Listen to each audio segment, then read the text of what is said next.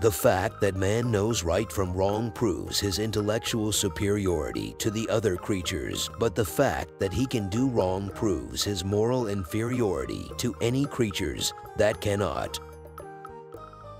The quotation discusses the connection between morality and intelligence, arguing that although moral judgment is a skill that can be developed intellectually, moral action is not necessarily consistent with this knowledge. According to the quotation, humans are the only species with the capacity to comprehend ethical concepts and principles and to form moral judgments. Humans are intellectually superior to other animals who lack the same level of ethical awareness or cognitive ability.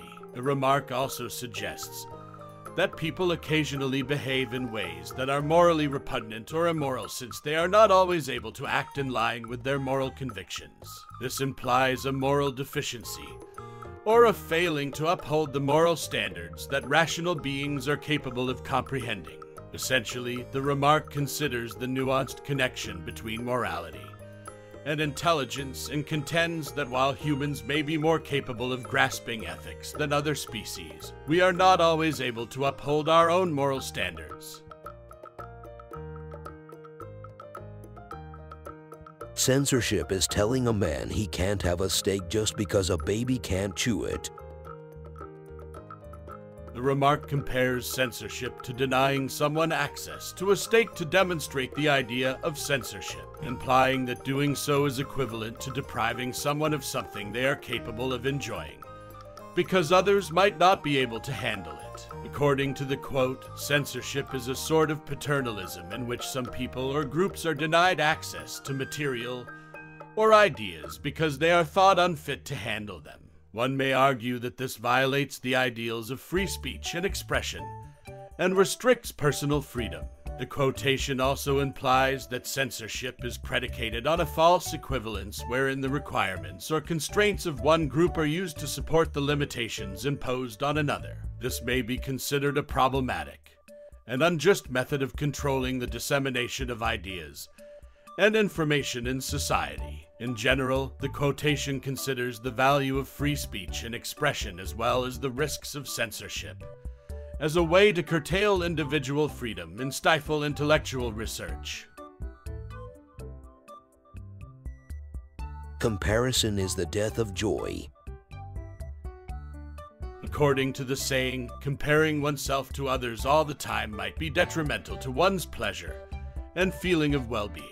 It is possible for people to become overtaken by feelings of jealousy, inadequacy, and unhappiness when they place an excessive amount of emphasis on what others possess or what they lack in contrast to others. This may result in a lower feeling of self-worth and less happiness in one's own life. The remark focuses on how important it is to be happy with oneself and one's situation rather than continually comparing oneself to others. We may develop a sense of thankfulness and fulfillment independent of comparisons to or judgments of others by concentrating on our own objectives, assets, and accomplishments. Ultimately, the quotation considers the damaging effects that jealousy and comparison may have on our mental and emotional health, and emphasizes the significance of developing a feeling of self-worth and fulfillment that is independent of other sources.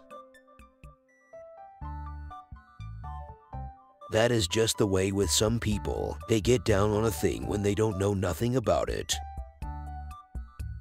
According to the remark, some individuals don't give things enough thought before criticizing or dismissing them. The expression "get down on a thing" can be used to indicate that certain individuals are prone to being unfavorable or judgmental about anything, even if they are ignorant of or unexperienced with the topic. This may be motivated by elements like fear, ignorance, or a need to fit in with social norms. The statement might be seen as a criticism of narrow-mindedness and the propensity to make snap decisions based on scant or inaccurate information. It emphasizes the value of thoroughly understanding anything before developing an opinion, as well as the perils of assuming things are as they seem or relying on hearsay. The phrase emphasizes the value of intellectual curiosity and an open mind while learning about and comprehending the world around us. It inspires us to make careful, introspective decisions and steer clear of the dangers of bias and ignorance. That is just the way with some people. They get down on a thing when they don't know nothing about it. The remark emphasizes the value of education and training in forming people and their skills by using a metaphor. The analogy between a peach and an astringent almond implies that the sweetness of the peach was not acquired spontaneously, but rather by selective breeding and cultivation.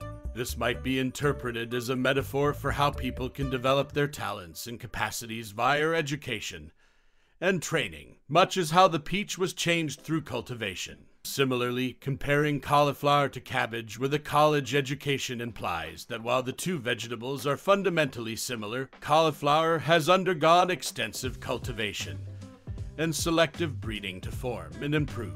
This might be interpreted as a metaphor for how education and training can enhance and develop people's inherent skills and abilities, enabling them to realize their full potential. Essentially, the quotation discusses the transformational power of education and training and highlights the need of making an investment in oneself and one's skills. In order to reach their maximum potential, it motivates people to take charge of their own progress and to look for chances for learning and development.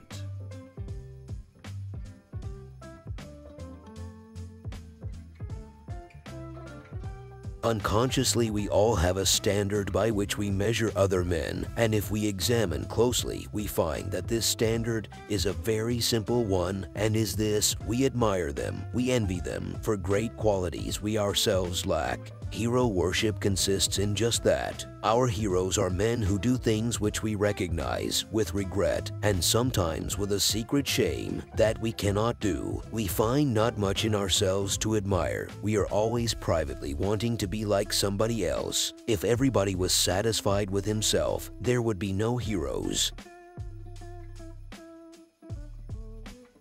The remark emphasizes the value of education and training in forming people and their skills by using a metaphor. The analogy between a peach and an astringent almond implies that the sweetness of the peach was not acquired spontaneously, but rather by selective breeding and cultivation. This might be interpreted as a metaphor for how people can develop their talents and capacities via education and training, much as how the peach was changed through cultivation. Similarly, comparing cauliflower to cabbage with a college education implies that while the two vegetables are fundamentally similar, cauliflower has undergone extensive cultivation and selective breeding to form and improve. This might be interpreted as a metaphor for how education and training can enhance and develop people's inherent skills and abilities, enabling them to realize their full potential. Essentially, the quotation discusses the transformational power of education and training and highlights the need of making an investment in oneself and one's skills. In order to reach their maximum potential, it motivates people to take charge of their own progress and to look for chances for learning and development.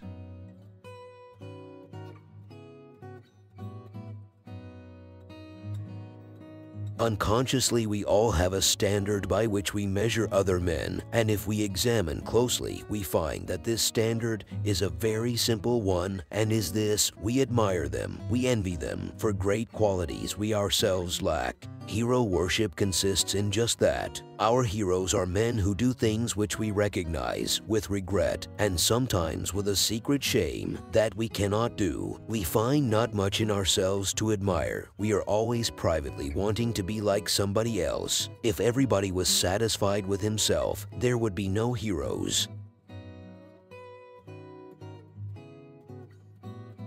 The quotation discusses the characteristics of hero worship and how they connect to our own perceptions of our own value and self-assurance. According to Mark Twain, we all have an ingrained standard by which we judge other men.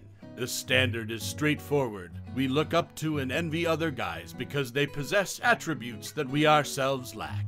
This might be interpreted as a mirror of our own fears and self-doubt, as we always desire to emulate others while finding nothing about ourselves to appreciate. The remark implies that appreciating others for traits they possess that we ourselves lack, and that our heroes are those who accomplish something we regrettably realize we are unable to attain. It implies that our desire to be better than others and our own emotions of inadequacy frequently motivate our appreciation of others. Essentially, the quotation discusses the complexity of human psychology and how our own anxieties and self-doubt may affect how we see other people. It inspires us to strive to understand and appreciate our own distinctive features and abilities rather than constantly striving to be like someone else, while also being conscious of our own tendency to compare ourselves to others.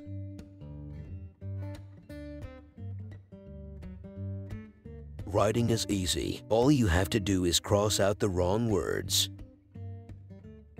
And it perfectly expresses his caustic sense of humor about the writing process. The phrase implies that writing is a straightforward procedure that only requires crossing off the inappropriate words. Every writer will understand that this is not totally accurate, and that the writing process is frequently difficult and complex. The phrase does, however, draw attention to a crucial step in editing, which entails simplifying and improving a document to increase its effectiveness. Twain may be making fun of the idea that writing is a high or mysterious endeavor that calls for unique ability or insight by implying that it is simple. Instead, he contends that learning to write is a talent that can be developed through time.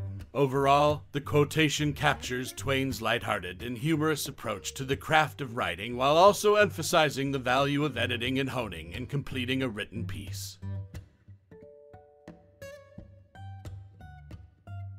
Often it does seem such a pity that Noah and his party did not miss the boat. It is a parody of the biblical account of Noah's Ark, in which God commands Noah to construct a huge boat to protect himself, his family, and pairs of every sort of animal from a worldwide flood. The quotation implies that it would have been preferable for Noah and his family to have missed the boat, which would have prevented them from being spared from the deluge, given that it contradicts the widely held belief that Noah was a hero for saving the animals and sustaining life on Earth. This attitude is probably meant to be amusing.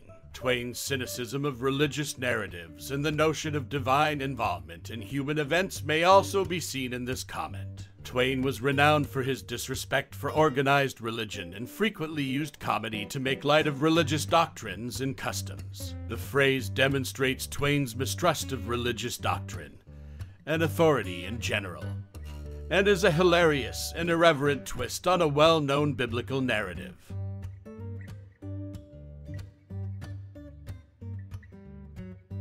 Religion was invented when the first con man met the first fool. This quote is often attributed to American writer Mark Twain, although its exact origin is uncertain.